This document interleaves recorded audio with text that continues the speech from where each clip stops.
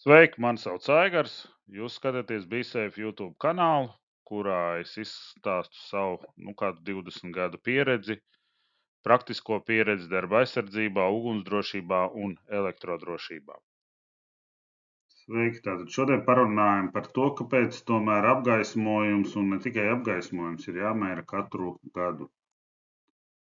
Tātad mēs zinām, ka apgaismojuma normas mums ir noteiktas Latvijas likumdošanā, attiecīgi šeit ir šie te noteikumi, otrā pielikumā ir tātad vesela tabula, kur var pateikt. Bet globāli apmēram mēs skatāmies, tā kā profesionāli runāt, tad pavisam vienkāršiem darbiem, vai parasti mēs runājam noliktavā, kur kaut kas glabājās, kur nav īsti jāredz, ne, kas tur glabājās, ne neglabājās, tie ir 100 luksi, ja jau mums vajag kaut ko vākt noliktavā, atrast, tie būs 200 luksi.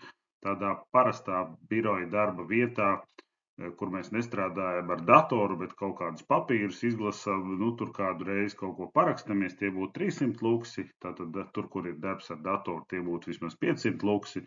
Un tā tur, kur kaut ko kontrolējam, grāsas vai vēl kaut ko, tur jau apgaismojums būs vai 750 vai 1000 un tam līdzīgi. Ja? Tā kā apmēram, jo, protams, ir lielāka prasība no tam, ko mums vajag redzēt, jo lielākam apgaismojuma luksos tam ir jābūt.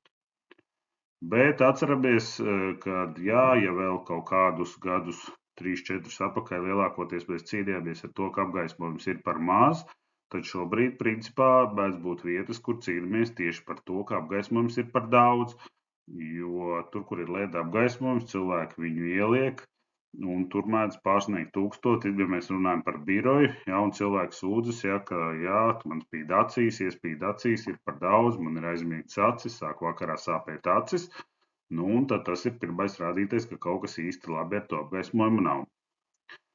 Un, protams, ka tā kā es teicu, ka viņam ir jābūt arī tā kā iegremdētam vai tam birojam ir jābūt izveidotam tā, ka es neredzu to gaismu, teiksim, aiz mana datora ekrāna. Gaisma nav, tāpēc jau ir, ka, ja ir maziņi biroji tādas kastītes, kur 2 cilvēki strādā, tad ir vieglāk to ar apgaismojumiem. Ja? Tiklīdz mums ir šie atvērtie biroji, par ko daudz te Latvijā baigi izsaka sajūsmu, jā, tur rodās atkal ne tikai citas problēmas, kas ir atvērtiem birojiem, par ko mēs parunāsim kaut kādā citā reizē, jā, bet viens no tā problēmām ir arī apgaismojums, jā, tā kā mēs redzam to apgaismojumu telpā kaut kur tālumā, un tas, protams, būs spiež acīs, it sevišķi, ja viņš nav tā kā bišķi iegremdēts griestos, bet vēl izcelts ārā. Un, ja tas ir tāds spožs LED apgaismojums, jā, tad, protams, var būt arī citas problēmas, ne tās, kas ir parasti dēļ zemā apgaismojuma, bet par tā, ka viņš ir pa daudz un spiež mums acīs. Un šeit mēs runājam par tām galvenām problēmām, un tā galvenā problēma šobrīd jau tā kā, ja galīgi nenopērk kādā lētākā veikalā, principā LED gaismas ļoti maz zaudē, bet, protams, ka pirmās, kas tika ieliktas, to pirmās LED spuldzes gada laikā pazaudēja to savu gaismas stiprumu, dubultā pat vairāk. Ja man bija, kad, teiksim, tad, kad viņas uzliek, birojā bija kāds 750 un pēc gada vairs tikai 250, 300, tā kā 2-3 reizes.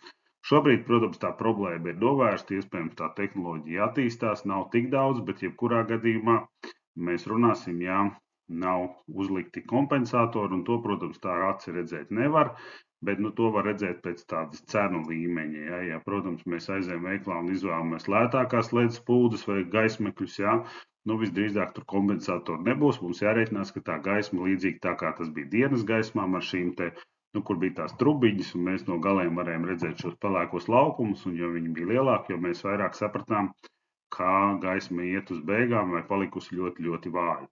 Un līdzīgs tās, protams, tas ir arī par šīm te LED gaismām. Bet, protams, kad ir tādas modernas, ja mēs ejam pie ražotājiem, kā jau es kaut kur rakstīju, tur ir mūsdienās ar LED gaismu ļoti daudz labu lietu. Viņas var būt tās, tā kā tēmētas, tur ir speciāls lēcas, kas tiek pielasītas, jā. Var panākt to, ka no 6 metriem ļoti labs apgaismojums ir lejā, jā, nevis, viņš tā kā plakaniski izgaismo visu, bet tieši nāk lejā. Tas ir tas, ko sauc par leņķi. LED gaismai var dabūt leņķi, viņš var būt arī tāds, kāds ir parasti, ja mēs tā varbūt nelabi ievērojam, bet, tad, kad braucam ar automašīnām, mēs varam redzēt, ka tās, kas mums šobrīd ir gan velosipēdiem, gan arī automašīnām, viņas ir tādas, mērķētas, viņas ir tā kā uz leju un uz vidu iet, kā man tā pateikt, lai būtu skaidri, viņi neizgaismo visu vienmērīgi, bet viņas, tā kā no staba uz to vietu, kur mašīnas brauc, ja principā uz iekšpusi vairs neiet, ja vecās gaismas vienmērīgi bija, bet varbūt arī tādas lētākas LED gaismas, kas tā kā vienmērīgi sev uz leju krīt tāds apaļš laukums, ja, un tāpatās arī par stiprumiem, ja, kad ir iebūvēti speciāli gaismas mērītāji atbilstoši tam tiek padots un koriģēts šis apgaismojums. Tā kā tur ir diezgan daudz to variantu, ko, protams, mūsdienās ar LED gaismām var dabūt gatavu.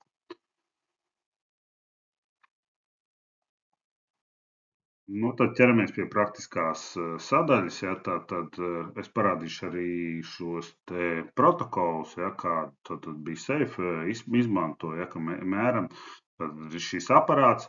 Un šeit es esmu ielicis vēl to situāciju, kad bija tās pirmās LED spūdes, lai jūs redzētu, ka, teiksim, 18. gadā tas apgaismojums bija ļoti daudz un it kā pietiekoši, viss baigi priecīgi, iegūts ir LED apgaismojums, ir ekonomija naudā.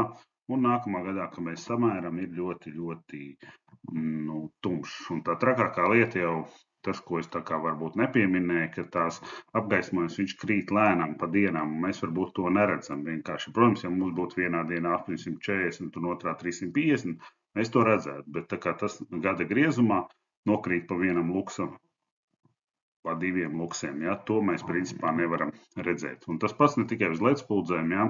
Kā es teicu, mūsdienu ledspuldzes, protams, ir labāks, ne tik daudz krīt, bet arī krīt. Faktiski es teiktu šobrīd līdz 50 luksiem gadā, tā kā nokrīt, ja. Attiecīgi, ja mums ir kāds 750, tad kādu 5 gadu laikā tas būs tuvu šiem 500 luksiem, kas tā kā norma, mēs varētu teikt, ka tas vairāk vai mazāk ir ok. Protams, arī dienas gaismas, viņas gan nekrīt tik daudz, bet principā kā es saku, sākotnējā pirmā gadā viņas krīt krietni vairāk, tie varētu būt kaut kādi normāls dienas gaismas, kur mums ikdienā birojā ir kur 4 tās spūdes, ja tāds gaismeklis, ja, tad normāli, ja tur viss ir jaunas gaismas, būs kaut kādi ap 600-700 luksi, ja, pēc gada būs 100 luksī mazāk. Pēc tam paliks vēl par kādiem 70 luksiem, tādā veidā no gadu uz gadu paliks aizvien mazāk tā gaisma. Tieši tāpēc ir šis pamatojums, kāpēc ir svarīgi mērīt. Protams, mēs redzam, ja kaut kādā vietā, to gan profesionāļi uz aci redz, es arī ejot apmēram varu saprast, jā, šeit gaisma ir ok, vai šeit gaisma nav ok. Un šeit tātad ir viens protokols, mēs varam redzēt, attiecīgi šeit ir mērīts, mēs taisam schēmas, lai būtu, protams, skaidrs, atšķirībā no lielākās daļas Latvijā, kuriem tiek veikti, ja vispār tiek veikti šie te mērījumi, nav skaidrs, kur tas mērījums ir veikts. Ja tad mums konkrētā ir šeit darba vieta, jā, tā schēma varbūt tās nav precīzi viens pret viens tur kaut kā, tā kā pēc mēroga, bet tam šajā gadījumā galīgi nav liela nozīme. Mums būtu jāsaprot, kur ir tā telpa un kur ir tā darba vieta, kur cilvēks strādā, un cik tad tajā darba vietā apmēram ir bijis šis te apgaismojums. Šeit tad mēs redzam, ir tikai vienā vietā bijis slikts apgaismojums, te arī nav šīs te papildus apgaismojums. Tā ir situācija vienu gadu, un otrā gadā jau attiecīgi situācija paliek sliktāka, un ja mēs pastamies no viena rādītāja uz otru, tad tas apgaismojums ir lēnām kritis. Jā, šeit, protams, mēs nevaram redzēt, vai tas ir LED apgaismojums, vai tas ir dienas apgaismojums, bet principā tā galvenā ideja, ko es ar šo video gribēju pateikt, ka ņemam vērā, kā neatkarīgi no tā, kas mums tur griestos ir, apgaismojums mēdz samazināties. Vienīgi, ja mums tiešām ir ļoti, ļoti kvalitatīvs, mūsdienīgs LED apgaismojums, kuram ir šie te kompensatori, bet tad, protams, viņi vairs nav tik efektīvi, jo tā kompensācija notiek uz elektrības rēķina. Ja ir nepieciešama palīdzība, šeit ir iespēja ar mani sazināties e-pastā, un lai mums forša dzīve drošā darbā.